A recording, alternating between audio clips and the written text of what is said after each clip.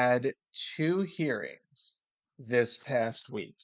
In the first hearing, amazingly, we won because the other side had filed a supplemental petition with no facts, base allegations, no proof, no substantiation, no details, no case law, no statutory law, essentially absolutely nothing in it. What they did was they filed what we call a pleading in order to get themselves into court so they can then go on a fishing expedition and find what they were looking for after the fact. Family law is not altogether different from civil law. The rules of civil procedure are the guidepost.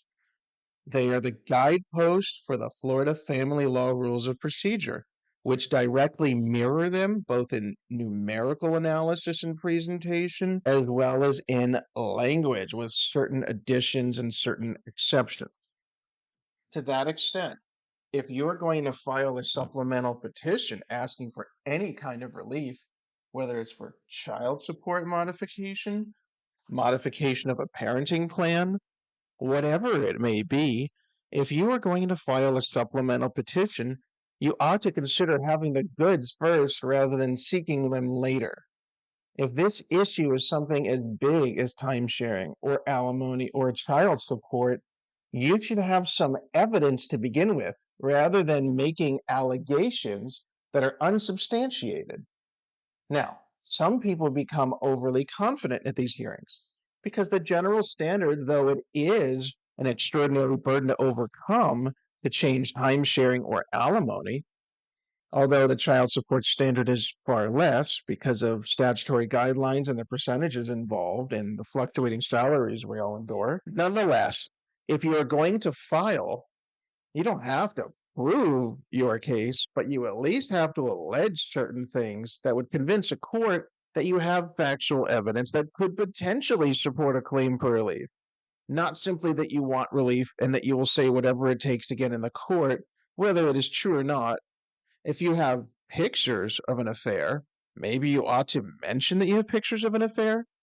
If you have proof that somebody's salary has changed, maybe mention what their new job is and that they have a higher salary or that you have a lower salary and why. Simply stating something, which is a conclusion without providing any kind of intellectual proof, in my opinion, is deficient.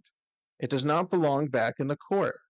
If you do not have a case, then you cannot be granted relief.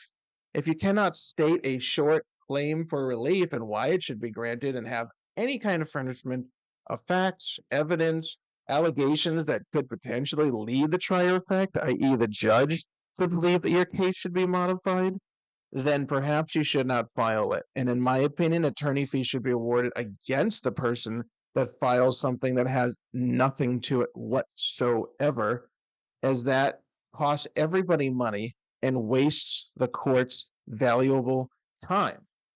Hearing number 2, if the judge asks the parties to do something in a case management conference order, which is essentially a pretrial order or otherwise, the parties must comply. Now, there's an argument to be made that if the trier of fact asks you to comply with something and compliance is against your client's interest, or maybe it violates due process, or there's something that should not be complied with, there's a case to be made to present that to the trier of fact. But if the judge asks you for something as simple as upload your financial affidavit, upload your witness list, upload your exhibit list, provide a little context, there's nothing wrong with that. And if you do it and the other side does not do it, well, maybe the judge will give that other side another chance, another bite at the apple. And then if they don't do it again, well, maybe a trier of fact feels, well, that other side might have ineffective assistance of counsel, or their counsel might have been ill, or they just hired counsel, or maybe they're a pro se litigant, and maybe they deserve a little extra consideration. On the other hand, what if it's time 3 or time 4, and the other side is now prejudicing the process by their failure to comply? They haven't provided the court with any filings, any evidence, any indication whatsoever that their case should be supported.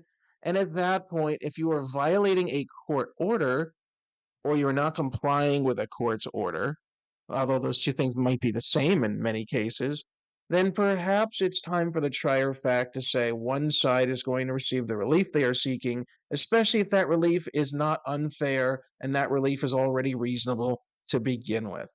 And there you have it, folks. Fascinating week of litigation, and hopefully you've learned something from my words.